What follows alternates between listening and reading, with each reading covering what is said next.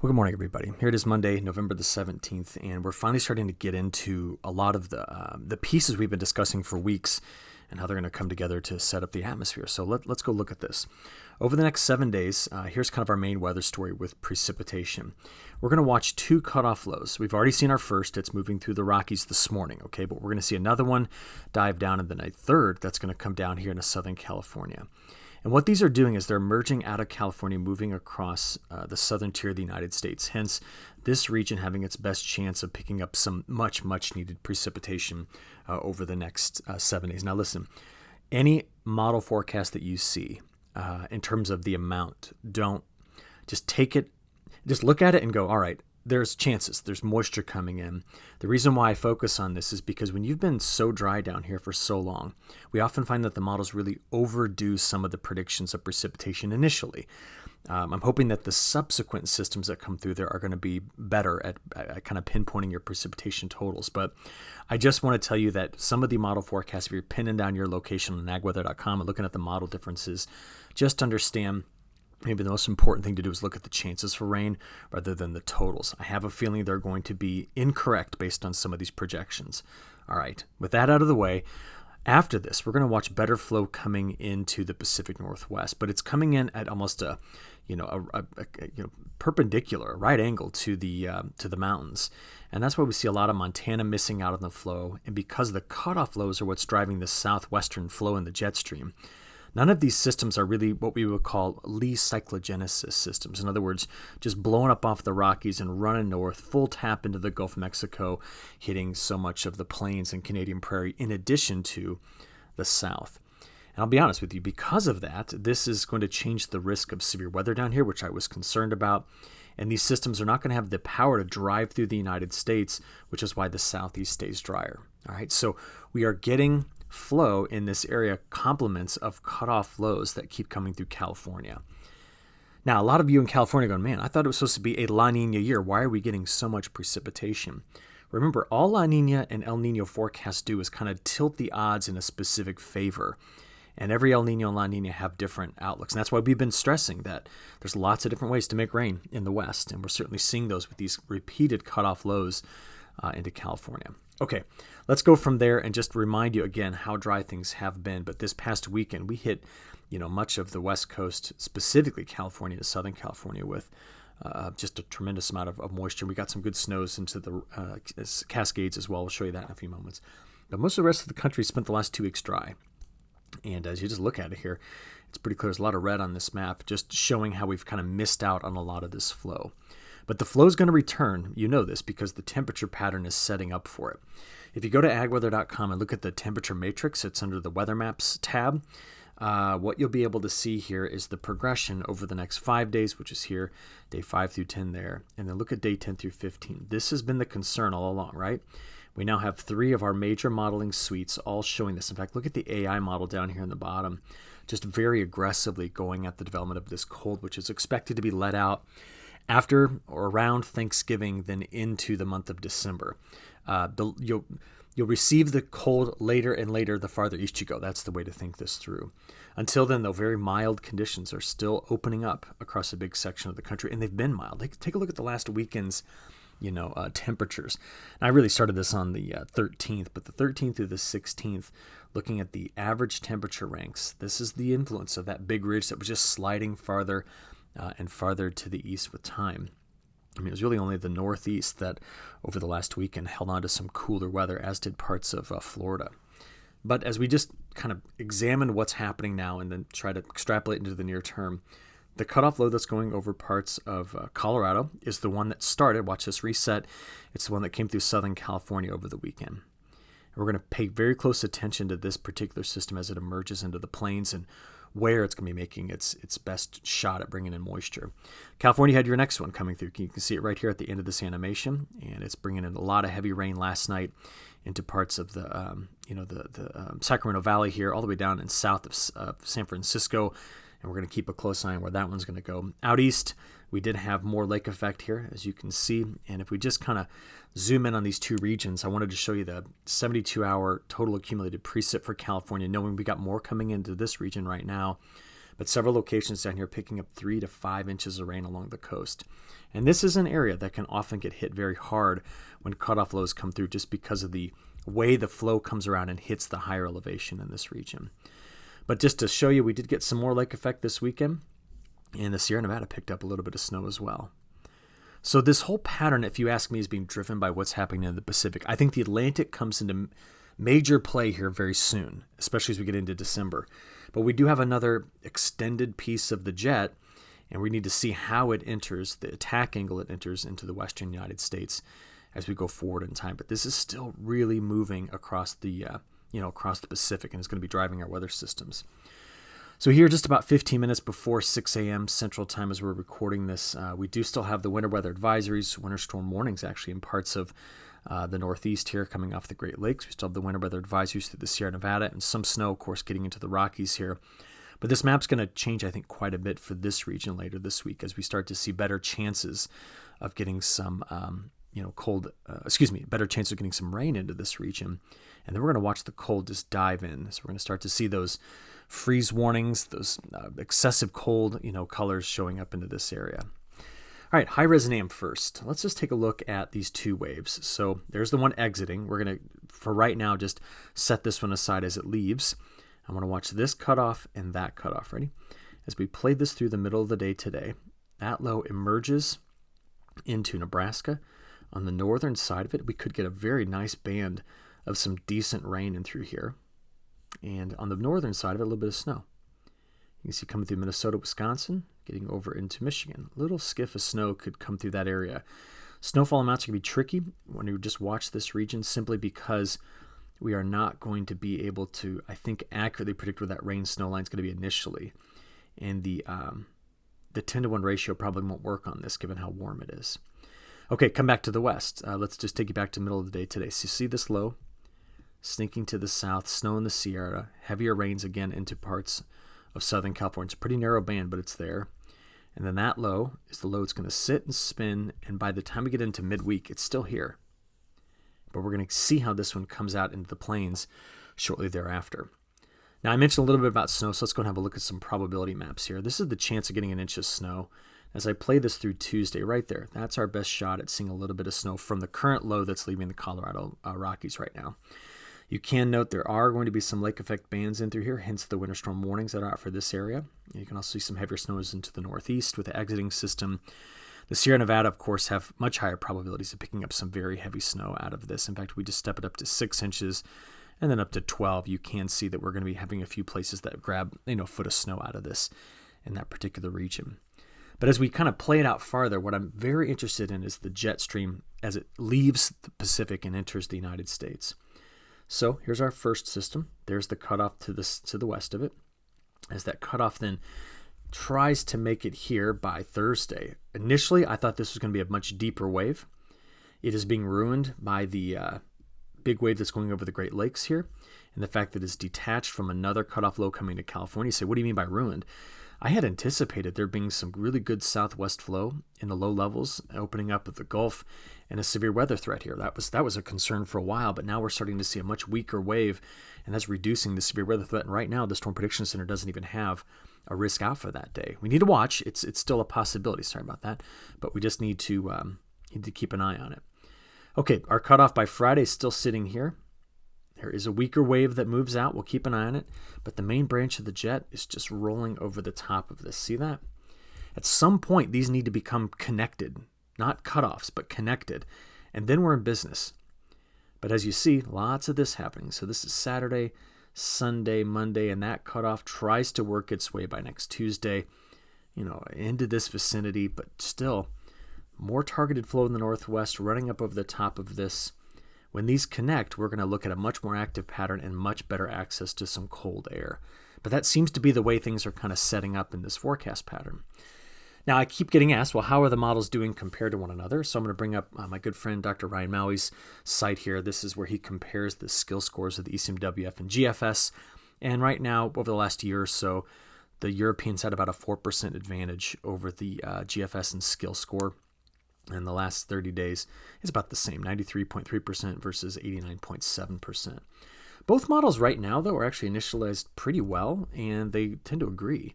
So if you watch, you got the GFS left, European right, they're going to give you a kind of similar view on things. So we picked this up, middle of this morning. And again, there's our lake effect, our low that's leaving the Colorado Rockies, and then you've got the next cutoff coming to California. So playing it through Monday, you can see very similar simulation to what we saw in the NAM. That system exits through the mid-Atlantic. Good timing. Low's still down here in Southern California by Wednesday. Here we get out there into Thursday. And this is where we're watching the first, or I guess the second wave come through the southern plains. The first one just went through here Monday, Tuesday. Now this is the wave that I thought would just have more to it. I mean, if you watched these model runs over the weekend, you would have seen just a much deeper low sitting here with, precipitation, and all of this was expected to be severe. And now both models have flattened this out. They've ruined the flow here. And you say, how did it ruin? Well, there was in the jet stream flow coming in like this. There's no big dominant high pressure cell that had been forecast to sit there to open this up to the unstable air. And now the low is substantially weakened. And there it goes. That's Friday into Saturday, exits the mid-Atlantic, and there's your next cutoff. See it? This is just what keeps happening in California. That low comes right through this same area, and there it emerges. Now, again, I focused a lot on cutoffs coming through, exiting, right? That seems to be the setup in this pattern. But just take your eye back to the Pacific Northwest, if you don't mind, right here, okay?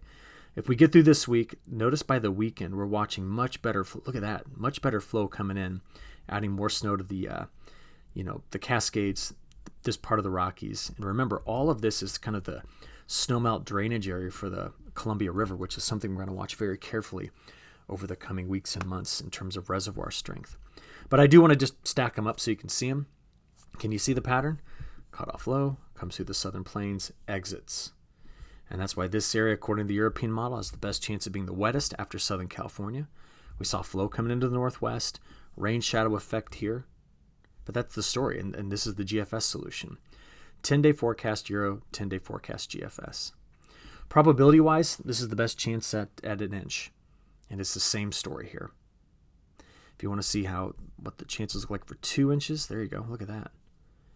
And again, the importance of all of this is right here. It's been so very, very dry in that area for so long. Where was I? I was here. And if we look at who's drier on this is who's going to be staying at under a half inch. It's a lot of the Canadian Prairie, the Northern Plains, even pockets of the Great Lakes, the Great Basin, all the way up to the Snake River Valley and the southeast. And remember, as these lows come out, there's still going to be a hard dividing line here in parts of western Kansas, western Texas, western Oklahoma, and then New Mexico and Colorado, kind of missing out on the best chances for that moisture. All right, on the snow side of it, just wanted to give you the current European model forecast 10-day total snow. Look at these totals up here. More still in the Sierra. Good snow's coming into the Rockies ahead of the holiday week next week. And the GFS shows this. All right. Okay, week 2. How many times have we seen the models tease this? Like opening up the pattern to a real trough that makes it over the mountains, gives us southwest flow. There's a preceding ridge, and we're like, yep, it's going to happen. It's going to happen. I'm going to be skeptical of this until it does. But we continue to see that be the case, which is why our models, when you get out there to week 2, are like, oh yeah, just blow it up, make it happen. This is going to be just this huge system that's going to come through here on southwest flow. You're going to get everything. Snow to the north, heavy rain, severe weather to the south. The West Coast gets a break out of this. And yet what have the models done instead? They've dropped off, cut off lows, and they've snaked across here and exit through the mid-Atlantic, right? That's what's been happening despite the forecast. But the CPC looked at it and said, hey, maybe, because they've got the November 24th through the 30th. They put this out on Friday, but they said, hey, significant risk or slight risk, of excessive rain here. They're looking at chances of snow. See that? That's the 24th through the 30th, risk of heavy snow. And they've got the cold coming in behind it. So, I mean, there's thought behind this, but I need to see the atmosphere fully push through to bring a trough over the Rocky Mountains, like a real trough. Not a little cutoff low where the flow's better to the north. I mean, connected flow that comes over the Rocky Mountains. We're waiting on that. I think it's going to have to come with a big temperature change first, and here is what we're looking at for the next 7 days in terms of your frost risk. When we go out there and look at the actual temperatures each day forecast by the National Digital Forecast Database, cold in the southwest, hot in the south, still cold exiting the northeast. That's Tuesday, Wednesday, Thursday. Okay, you know what's going on here. The cutoff lows. I can say it 1,000 times. But very mild out ahead of this. That's getting out till Friday, Saturday, Sunday. Like, where's that cold? That cold isn't coming until we get fully toward the end of the week of Thanksgiving. So have a look. Here's the next 5 days. That's day 5 through 10. I mean, that's out there to the 27th. And you can just start to see it. Okay? This is all from cutoff lows. Watch as we go from day 10 to day 15. And that's been pretty well anticipated, and we've been quite concerned about that coming through. Now, the newest subseasonal forecast from the CPC, they've got it. You can see they've got this November 29th through December 12th. Risk of bringing in quite a bit of cold here. They've got a lot of snow in the Rockies. They have storm systems responding to some sort of southeast ridge, which means they're probably going to dive and exit like this. Hey, that's better than doing this thing, okay? We're going to have to see if we can actually get that pattern into place. And even the new European model, look at its temperature forecast for the end of November, beginning of December. It's really got this Arctic air pushing through and maybe lasting past mid-month. I mean, this is a 1 week sliding window to Christmas. That's a lot of cold air in December. Now, thinking this through, I'm curious, is that cold air going to be bringing some snow? And if you outline this whole region with above average precipitation and colder than average temperatures, we could be talking about some very good December snows in this region. We did take note that the newest model run from November 25th to December 25th did turn a little bit drier here, still a little bit drier in parts of the southeast. But the big question, I think, will be how do systems enter the western United States because of what might be happening in terms of the ridge placement in the Northeast Pacific. That, I think, is the hardest thing for me to dial in at this particular point. But thinking through all of that, let me just show you a few things. Same story. Do you see how the MJO is just still not being forecast to leave this, this phase 6-7 MJO thing? I mean, look at the new short term. It's just bouncing around here. Thinking it through, I think it's going to have a chance to break out, but I don't know that it's going to be useful when it does. Now, let me make a case for that. We've talked a lot about the Indian Ocean dipole, right? That would be the strong westerly wind burst when it's in its negative phase, keeping the MJO in phase 6-7. It's dying, and we think it's going to continue to die very, very quickly. What that could possibly do is let the MJO out. So, by the way, this is phase 6 and 7 here, right there, and go quickly across the Pacific, and then could we reestablish the sinking motion back into phase 2-3, maybe? Remember, that's what I've been thinking about, because if this slides over any more and gets to here, then we're supportive for a very active pattern across North America for a while. Now, if you notice, I'm not speaking with much confidence about this. I think that when the Indian Ocean dipole lets go, we're going to have so many subseasonal factors start to take shape that it's going to be a confusing time period, and it's going to remove any sort of predictability. You could say the same thing for what might happen to La Niña. I mean, if you look at the current global sea surface temperatures compared to the current global average, that's the IOD, the negative phase, pushing the winds pushing it this way, causing the upwelling of cold water here. There's La Niña, trade winds pushing this way, allowing for the cold upwelling here. Everything's meeting in this area. All right. When the when the IOD, the Indian Ocean dipole, lets go, I think we'll finally find this bottom to what our current La Niña is. We may be near it right now. And when it lets go, it's gonna change considerably. All right. All of that was just me trying to reason to myself that I'm not set that once we get this Arctic outbreak in the early part of December, that we're just going to be full-on chaos winter. Because what I'm trying to decipher is right here.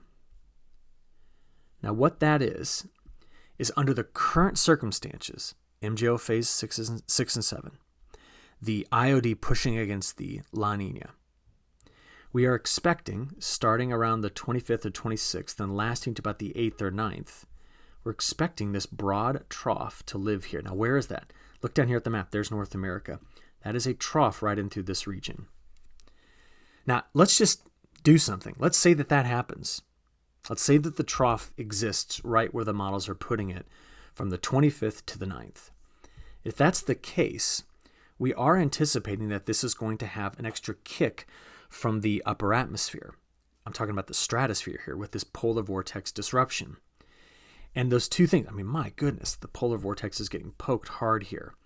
Now, what we need to know is where do we set up the elongated trough that could link with the tropospheric trough?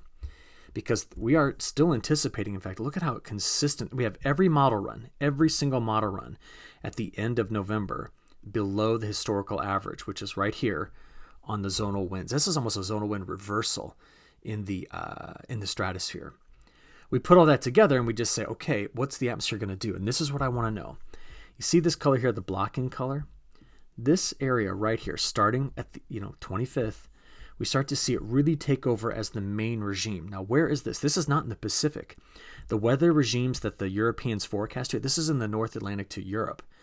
And if this block sets up over Greenland, while we already have a block setting up over Alaska, we will just drive a lot of cold air into the central part of North America, which has been our concern and forecast all along, right? Now, I'm going to add to that the Ocean Niño Index, because I just want to ask the question, is it common to have these big Arctic outbreaks in December when you have a La Niña? By the way, we had a La Niña last winter and we didn't get it. So how common is it? Well, when you stitch together every weak to moderate strength La Niña, which is what I did down here, we just tend to find that we get ridging that pushes into the Bering Sea. And look at this North Atlantic ridging. That is what I was trying to show you right here. That's that near Greenland block. So it's common for this to occur. And when that occurs, you end up getting just all of the cold air spilling into this area, which then dives across the country. Just to show you those years stitched together, this is all of those Decembers put together, -5 to 5. And we just tended to get plenty of cold air into this region. So this is the support behind why we think the start of December is going to be cold. If you go from that into January, February, and March, the range knocks off. So this is now -3 to 3. But we tended to set the country up with a lot of colder air to the west. See that? Now, last year it didn't do that. All the cold air in January came in through this corridor, right? But there it is. Precipitation-wise, by the way, that's December. So quite a bit of wet weather in the west. We tend to be drier, kind of toward the Red River, Arkansas River, drier from the southeast to the mid-Atlantic. Drier, not dry. Look at the range, -1 to 1. And then we get into the rest of the year. This would be rest of the winter, January through February. And we just tended to stay drier across the southern tier of the United States, active Ohio River Valley, and active Northwest. That is what weak to moderate La Niñas tilt the odds in favor of. But every single one has its own flavor. So what I'm just trying to do is back this up with some history here and show you what the potential could be given the setup. Because I think as soon as the IOD lets go, La Niña takes over as the dominant factor.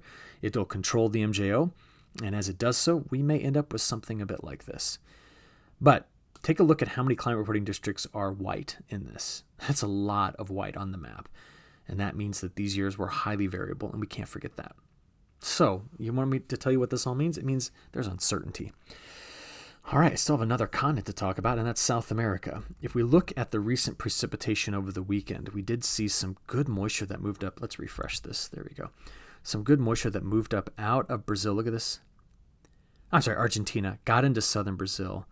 It came right over like Rio Grande do Sul, and it's sitting this morning over Paraná. Or yesterday morning it was over Paraná. That's been one area that has seen plenty of moisture in the last 30 days. We've been drier at times to the north, drier at times to the south, but there's one spot that seems to be sitting above normal. And there's a great website out there. It's one of my favorites to use. It's called worldagweather.com.